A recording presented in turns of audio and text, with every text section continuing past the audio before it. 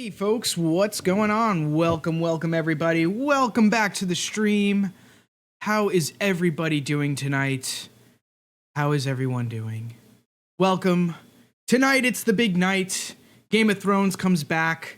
Pretty much everyone's favorite HBO shows are all coming back tonight. Yeah. It's a pretty big night. So to kind of celebrate, I've decided to maybe talk about TV shows for once.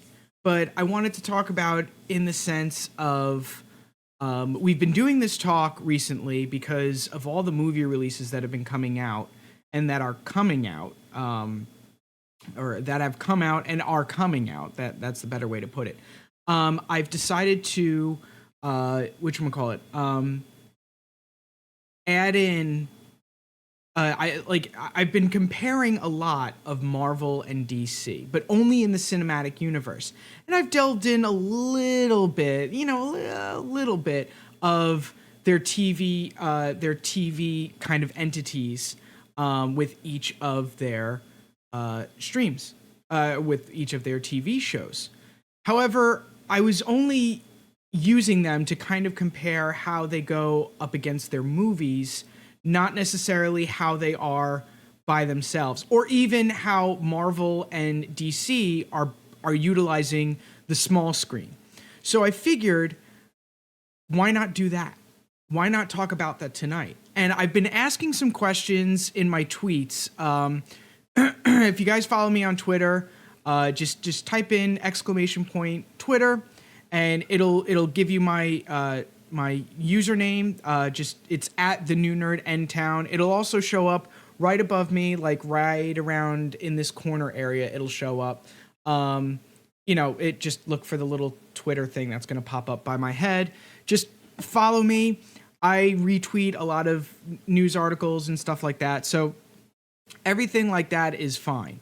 So yeah, I've been asking questions pretty much since Wednesday of like, who has the better crossovers, who has the better villains, and ultimately, who is, when it comes to Marvel and DC, who's ruling the small screen?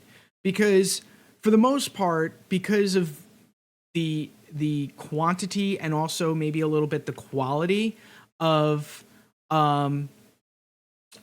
their big screen productions, Marvel, in my opinion, is in the lead. I mean, they've been at it for a little longer. They've known from the start that they've wanted to make these epic movies, but they also want to make them, in a sense, epic, like absolutely in your face, yet tell a story. But the story goes on throughout all these movies and throughout the rest of the movies from there on out.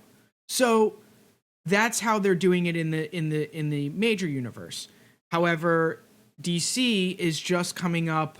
They just released their first real movie that's starting this timeline in Batman v Superman: Dawn of Justice.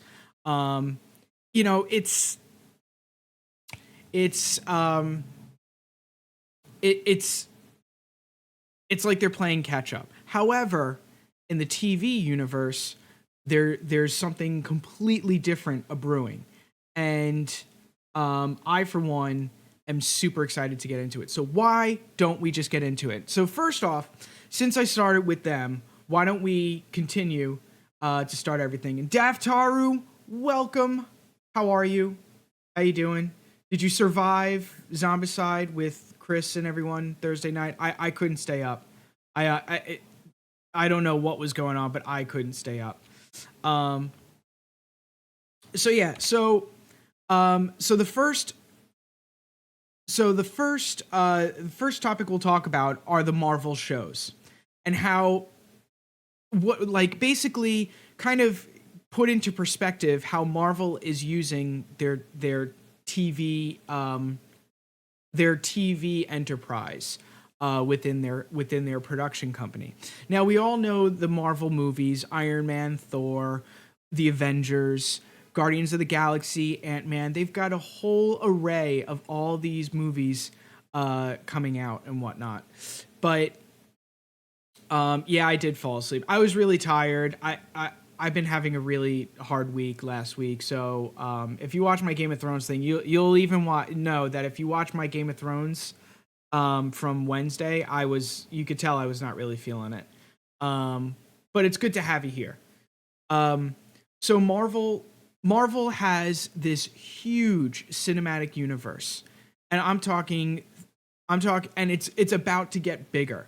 I mean, they're entering into a whole different realm of movies, with the addition of Doctor Strange, with the addition of the Guardians of the Galaxy. We're gonna see some things. Inhumans is not necessarily dead yet. However, it's just coming. It's coming together. Everything that is in Kevin Feige's mind and everything that has been built for the Marvel Cinematic Universe is there. However, what they're doing with their network TV shows, and that's really only Marvel's Agents of S.H.I.E.L.D. and Peggy Carter, is they're filling in the gaps as to both in our hearts by giving us that once a week nerd dose of Marvel, but also filling in the blanks as to, well, what happens in the rest of the world between the movies. After the Avengers in the original movie destroyed New York and we lost Agent Coulson, what happens from there on out? Now we know we get a taste as to what happens to each of the Avengers with the releases of the single movies. However, what about S.H.I.E.L.D.? And thus, Marvel released a TV show called Agents of S.H.I.E.L.D., which took place pretty much directly after, 6 months or 2 years or something like that. Like 6 months after the Avengers film had, in the timeline, had finished, Agents of S.H.I.E.L.D. had picked up.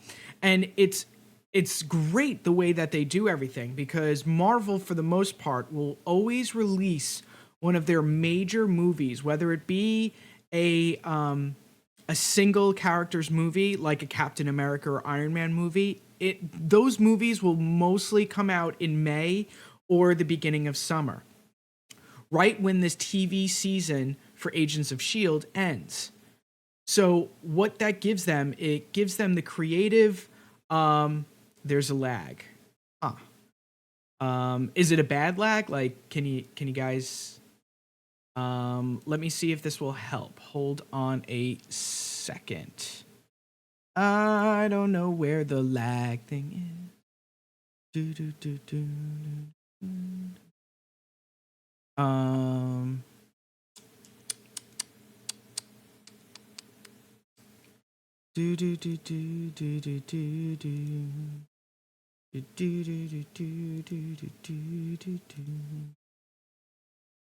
I've been making my way back to you, babe. And I don't know where the lag's coming from. I'm so sorry for that, guys. Is it bad? Like, can you guys live with it, or should I at least try to fix it? Because I'm having trouble fixing this lag. Do. Hey. Yeah, I audio output. Yeah. Is it okay, or should I at least here? Let me put the frames. Let's do that, and let's do that. How's this? It looks better on my end. Sorry about that, guys. I've been playing with the functions trying to make me look better, because this is probably not that easy to look at. Anyway, so in getting with Agents of S.H.I.E.L.D.'s whatchamacallit, timeline, it basically gives us that sense of feel. It fills in that void in between each of the movies, and then with their season finale being at the end of the year around this year, it gives Marvel the luxury of releasing their big cinematic, um, their big cinematic movie with all the action and stuff like that. So as Agents of Shield comes to an end with their current season, the new movie will come out, and that is, of course, Captain America: Civil War. So when the first season ended, you saw the decline of Shield, and then, of course, with at the end of that season, Marvel's big movie in May was Captain America: Winter Soldier, which saw the entire crumble of Shield, and you find out that Hydra had been part of Shield the whole time. So it's really, really great how they're doing it, and they're using this, and they're using Peggy Carter as a whatchamacallit, as a as kind of like that supporting cast. It's as if you have yeah, I just snakes. It's as if the movies of Iron Man, Captain America, and the Avengers are the leading cast members, and then you have the TV shows of Agents of Shield and Peggy Carter being coming in as the supporting cast members, where you really do get invested in them. However, you're kind of like, all right, I mean, they're not in the forefront, but they do help move the story along. And each season of Agents of Shield has definitely tied into these next movies. The second season of Agents of Shield dealt mostly with these specials, I think they call them, because they don't have the rights to mutants. They call them specials. Well, one of the first words that Captain America says in the Avengers: Age of Ultron, which was the May movie to come in at the season finale of Agents of Shield, was the fact that, you know, they had to deal with specials. So, I mean, it's just great that you could sit there and be like, oh yeah, we knew that specials were going to be involved, and that was a great way to introduce the twins. That's how we were introduced to the Scarlet Witch and Quicksilver. So, you know, it's great to see how Agents of Shield, and of course Clark Gregg, who reprises his role as Agent Coulson, whom I don't know about you, but other than the Avengers, everybody seemed pretty crushed about his death in the original Avengers movie. But with Agents of Shield, they were able to explain how he comes back to life. And then you get these, you know, you introduce new characters, and then these new characters can start to have the feelings and the emotions, excuse me, that will help them interact in a later part of the timeline with the Avengers. So now we're starting to see in the end of this third season, we're starting to see them kind of separate, and we're starting to get a taste of the specials that are all coming in together. And they're not necessarily going to be as separated as that of Team Captain and Team Iron Man, but you can sense that there's going to be a little bit of that, not togetherness, but a little bit of that breaking apart. Now, Agent Carter, it doesn't really fit in the timeline as well as Agents of Shield. However, Agent Carter is a great entity in itself, because in the first Captain America movie, we find out that Captain America, Steve Rogers, had actually nearly, I don't want to say died, but he went down with a giant plane at the end of the movie and was frozen for, 40, 50, 60 years? Now, again, these are one of those questions that a lot of nerds will really ask, is what was going on in the rest of the world while all of this was happening. I mean, we did get bits and pieces in the Iron Man films that Howard Stark, Tony's father, was working on some great things. However, that can't be everything. And also, where did the shield come from? Well, this is what Agent Carter does. Agent Carter fills in the blanks to a timeline that's already been finished. However, basically what they're trying to say is, all right, viewer, you're not Steve Rogers anymore. Steve Rogers is missing, or is KIA, killed in action. But there's a 40-year gap. Why don't we fill you in on the 40-year gap? And this Agent Carter really, really brings out everything. And again, a lot of the major characters or major actors and actresses that I thought it takes it takes place in between, I think. Like right after the whole Steve Rogers thing. Right when they're getting S.H.I.E.L.D. started. That's what Agent Carter is supposed to be. At least I didn't watch the second season, so maybe there's something I'm missing. But I thought it was more of how S.H.I.E.L.D. became the entity that we know when Steve Rogers is finally found out again. But again, having these two TV shows on ABC on a network really helps grasp a larger audience. It really grasps the audience enough to get them to obviously go see the movies, because now people who are watching season 3 of the current season, which is season 3 of Agents of S.H.I.E.L.D., they're going to be really interested to see how this ties into the movie. And now every episode of Agents of S.H.I.E.L.D., not every episode,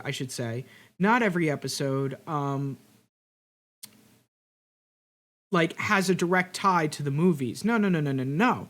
Only really the first like 2 or 3 episodes, and then the last 2 or 3 episodes. Usually the way they do it with Agents of S.H.I.E.L.D. is they'll have 3 episodes that tie into the movie. Because it's the fall of the Nazis. They'll have 3 episodes that pretty much tie into the upcoming movie. The penultimate episode will probably air about a week or 2 before the major release. And then the finale, the season finale, is usually the week after, giving people enough time to see the movie, and then they have the aftermath episode. And then, of course, it goes on the summer break, and then we come back, and we're, however many days, months, years following all the events that happen in the season finale. But that's usually what they do. They don't usually do season finale movie release. What they do is they give you a little bit of the movie in the TV show to force you to go watch the TV show, to go watch the movie, and then you have to come back and watch it. But and what's great is these days with DVR and streaming online and all that kind of stuff. And I think I'm going to get into that, like do a cord cutting episode on Wednesday. But the interesting thing about that is because since people don't really watch live TV live anymore, it gives them the chance to say, all right, I'm going to go see Captain America Civil War, but I can't go see it the night it comes out, or I can't see it the weekend it comes out. It's Mother's Day. My mom doesn't want to go see Captain America Civil War. I mean, quite frankly, if Chris Evans is topless, then yes, she'll want to go see Captain America Civil War. But, that's not really on the list of Mother's Day things to do. So what do I have to do? I have to wait. And then I don't know, am I going to get busy at work? Am I going to get tickets? Do I want to go with people? Do I want to take Chelsea? Do I want to take this person? There's all these factors. But because I don't have to worry about seeing the TV show live, I can wait to see the movie. I can wait for the lines to die down. But now, and then I can watch the TV show at my own leisure. I could watch the penultimate episode tonight after I finish here. I'll go watch it. And then I'll go see the movie on Friday or something. So it's a great way that Marvel is really adhering and taking taking into account the fact that people don't watch live TV as much anymore. And Daff, you just said it yourself. You've only watched Heroes Reborn on TV live in the last 5 years. Since I moved out and I became a cord cutter, I wait till the shows are on their respective channels to stream off my Xbox, and I watch it through there, or I watch it on my laptop. I honestly, I believe Marvel is doing something absolutely great with their network TV shows. Now, you're probably sitting there thinking, Dave, you idiot. What about Daredevil? What about Jessica Jones? What about Luke Cage and Iron Fist, all set to come out again on Netflix? What about Marvel's Netflix universe? Well, they're doing the same thing. They are the same exact thing as Agents of S.H.I.E.L.D., and Peggy Carter. They're filling in the gaps. They're telling other stories in the similar universe to the movies, to the cinematic universe.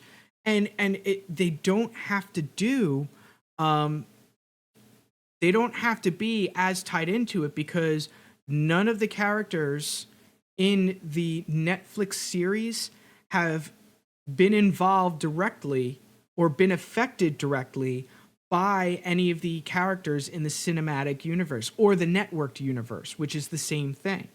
However, for those of you who have seen Daredevil and Jessica Jones, because those are the only two that are out as of now, Luke Cage comes out in September, and they'll do this as well. They mention it.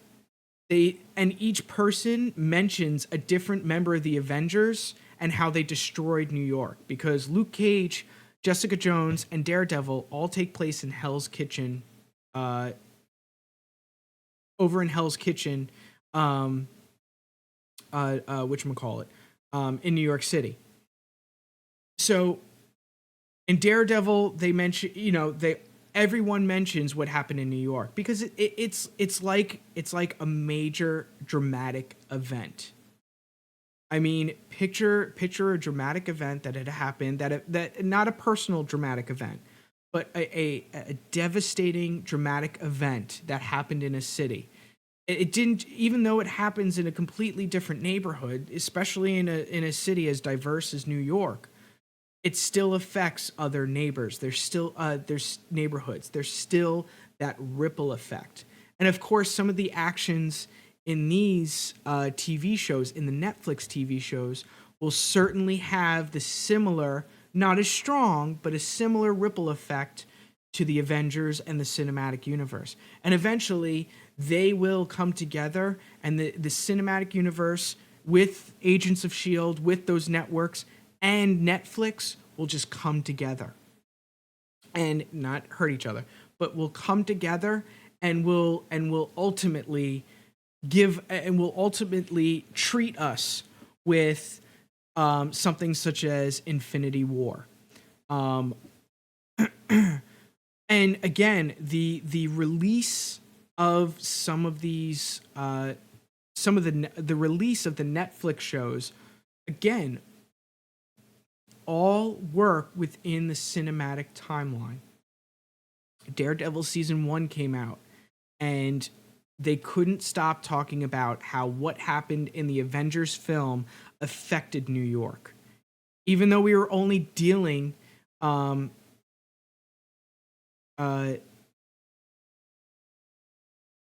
how is it a problem? Again, I haven't really watched Agents of S.H.I.E.L.D. I just been, whatever I read on Twitter and stuff, Daff. I know Inhumans is being pushed back constantly, but at first it was only really supposed to be because of Spider-Man Homecoming coming out, being released. Because so much positive reaction came out of of the new Spider-Man in Civil War that they wanted to push Inhumans back and bring Spider-Man to the forefront so they could get him rolling out. Again, they know what they're doing. And I think Inhumans will screw up Agents of S.H.I.E.L.D., but we have to see what happens in the season finale. But anyway, so Daredevil felt with that, dealt with that that sort of awkwardness in one neighborhood that was I'm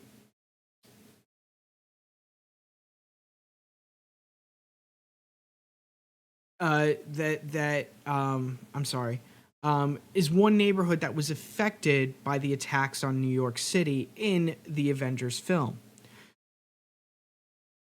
Then they came out with afterwards they came out a year later. They came out with a year after Daredevil came out. Daredevil came out around around winter last year or something. They came out with the Avengers: Age of Ultron, and Agents of S.H.I.E.L.D. had finished their season 2, and we started to see some specials. Domini, hi, how are you? Or Domini, or Dominique, right? Am I saying that right? I hope I'm saying that right. Hey, how are you? Welcome. We're talking about Marvel shows. So the addition of Age of Ultron, and now with Agents of S.H.I.E.L.D. going into the Inhumans and into the special, the realm of dealing with specials, Netflix and Marvel released Jessica Jones, who is a special in her own right, and the villain played by Dave Tennant of Kilgrave. So even though we've known about mutants through the X-Men universe, that X-Men universe is still, because it's still being released. Do you like to, I guess, I don't know. I don't know, Dominique. But with the release of Jessica Jones, we now know that specials are definitely there, and specials are definitely something that I don't want to say should be messed with, but it should be kept in the back of your mind. And as Daff is saying in our stream, that we hope that Inhumans is not going to get canceled because of how in depth they're going with it with Agents of S.H.I.E.L.D. And I could be wrong about this, how in depth it is, or compared to that of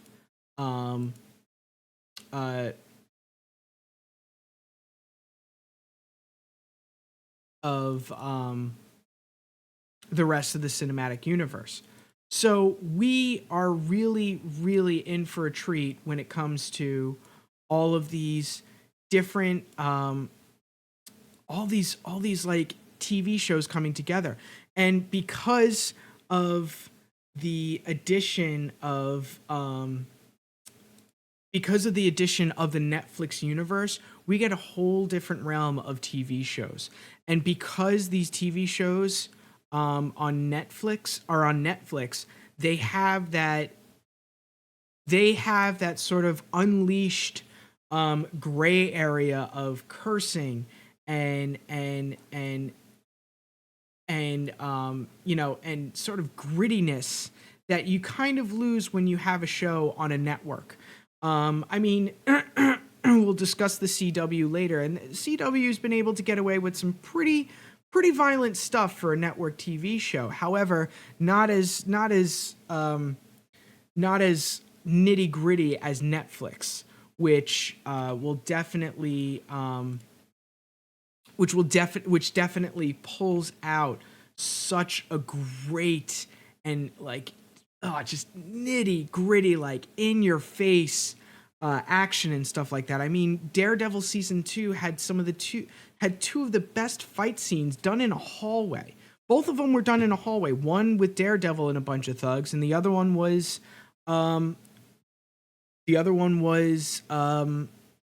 whatchamacallit, uh,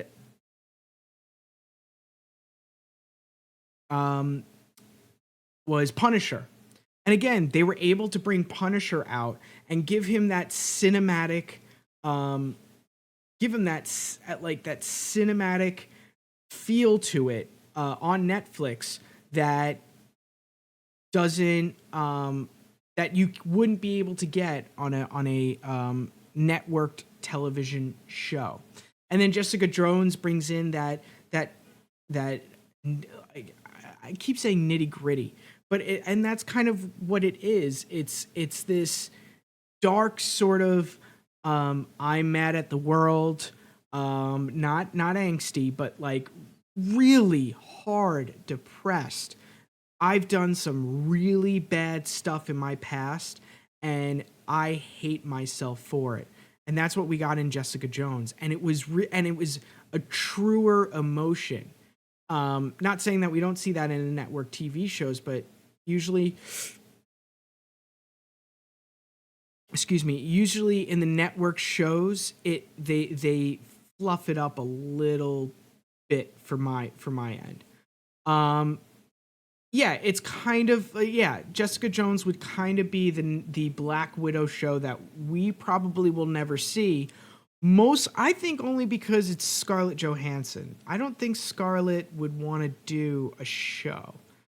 But anyway, Netflix is where it's going to be at for a Punisher TV show, which, quite frankly, um, JB, I think are his initials. JB, who plays um, um, who plays the Punisher, the gentleman who played the Punisher in Daredevil season 2. He did a fantastic job. I again, if Fisk never showed up in my in season 2, I would have thought the Punisher was probably the best addition to Daredevil. However, I have a soft spot for my villains, and Wilson Fisk is definitely up there. But again, as far as Punisher goes, I think he would be great in a group movie.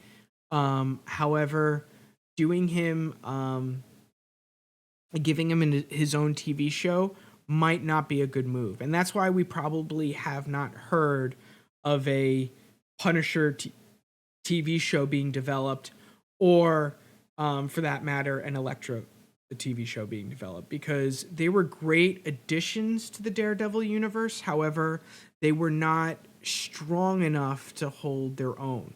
I mean, Jessica Jones aired, and we already knew they were making a Luke Cage TV show.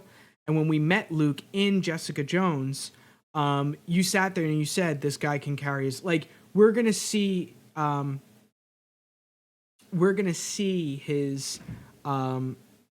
his TV show from coming, like we're gonna see his show come out in September. So, and I think he'll be able to push and at least carry a full TV show on his own.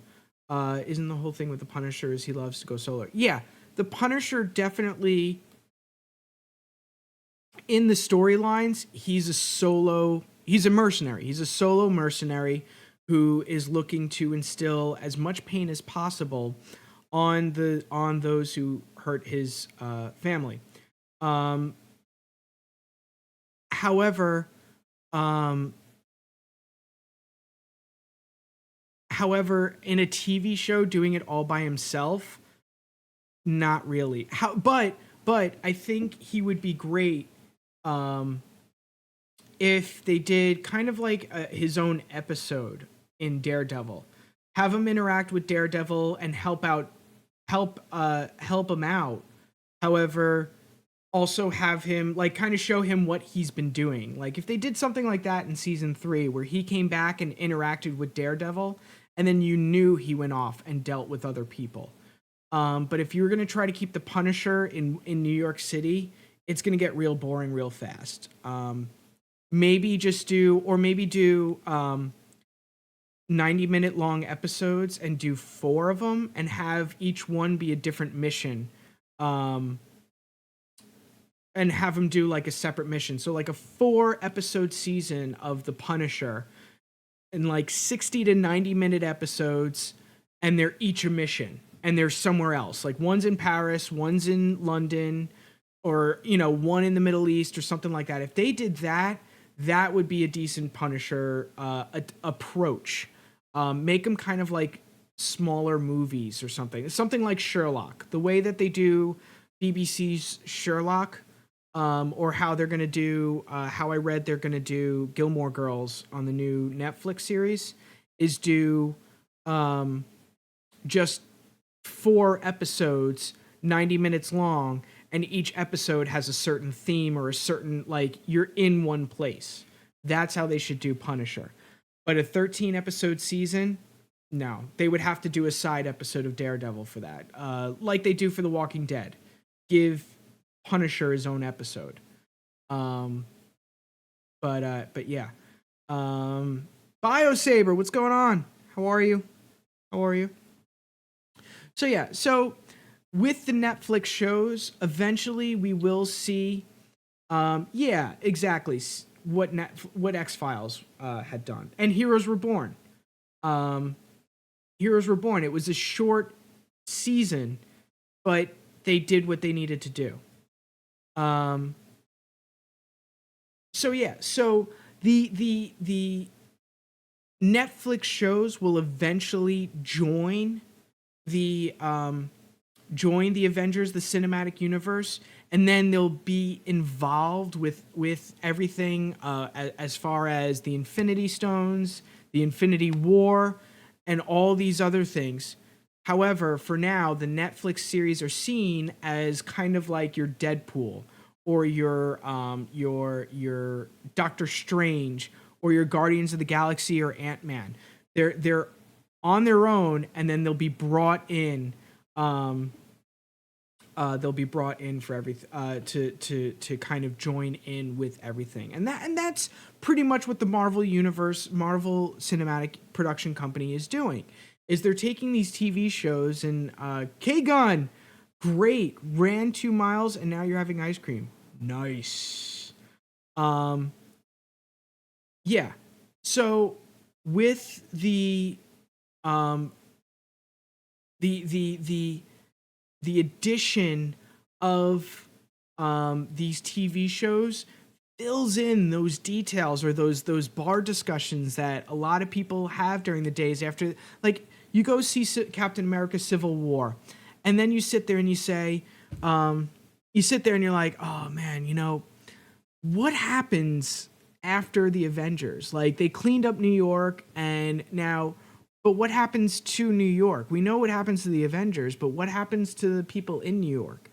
And then all of a sudden, bam, Daredevil season 1. And then, as Agents of S.H.I.E.L.D. is wrapping up, and you're coming into the addition of the specials, and you're like, all right, well, if the twins were there, if you had Scarlet Witch and Quicksilver are specials, are there any more out there? Boom, Jessica Jones. And then all of that would be roped in to Agents of S.H.I.E.L.D., giving you that addition of, all right, so while the Avengers are doing their own thing in their separate movies, Thor is dealing with another one of the Infinity Stones with the red matter. Iron Man is dealing with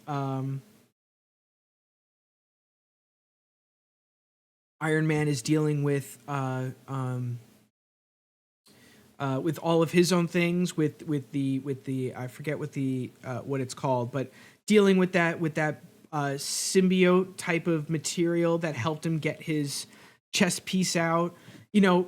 All these movies have these tangible storylines, and these TV shows that Marvel is coming out with are just bringing up the roots, are keeping you interested while the movies are building anticipation for the next one. Doctor Strange, I mean, I'm not, and Cloak and Dagger, I'm not familiar with Cloak and Dagger bio. Um, Again, I haven't really. Oh, okay. Cloak and Dagger. Do do do do do do do do do do. All right, I found Cloak and Dagger. Um, so I'm not familiar with it, so I can't. I mean, if it's another Marvel universe and it really would fit into Infinity War, yeah, by all means, let's get a Cloak and Dagger thing going. Let's do it. Um, the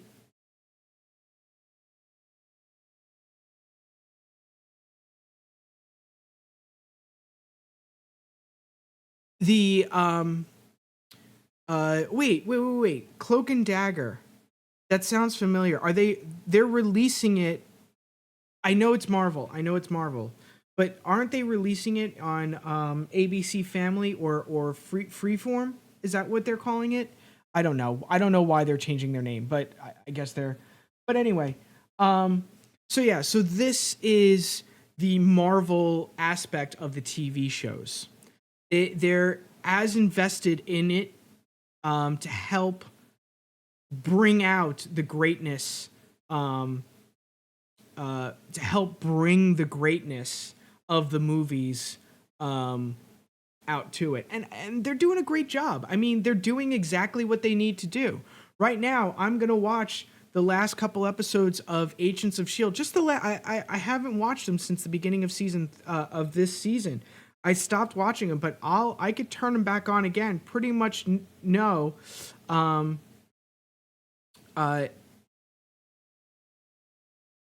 it's but I'll know exactly what's going on, and then in a week or two when Captain America Civil War comes out, I'll be good to go. I'm prepared. I am down for it.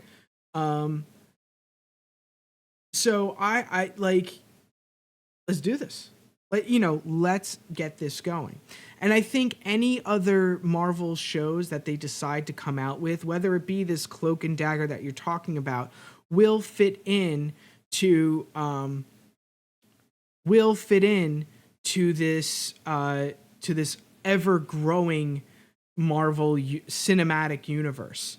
And eventually the heroes that we know and love on Netflix will Netflix and ABC and if I'm correct, Cloak and Dagger, which will be on Freeform, which is the new ABC Family. I don't know. Someone help me out with that. But with the addition of these TV shows, and with Marvel having all these phases, like we're finishing phase 3 and going into phase 4, there's going to be more TV shows to connect everything. I mean, phase 3 is just starting, but we're getting into it.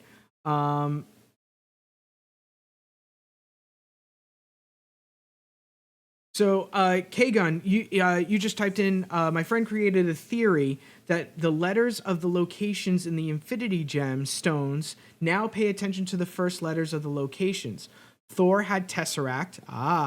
Trying to remember them, but basically all the letters spell out Thanos if correctly arranged, and he theorizes Hemdall has a gem in his chest piece. If you look back at Thor: Dark World, yeah, Phase 17, dude, BioSaber. I can't wait for Phase 25 because Phase 25 is just, it's gonna rock our socks. I mean, have you heard of DC's Gods Injustice, Gods Among Us?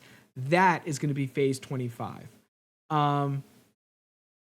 So yeah, so Marvel has pretty much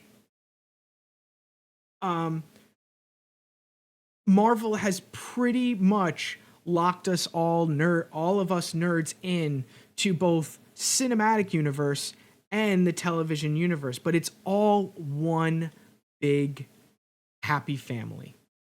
So with that being said, let's take a step over and discuss what DC's doing, because DC has decided to take a completely different route, if you know what I'm saying.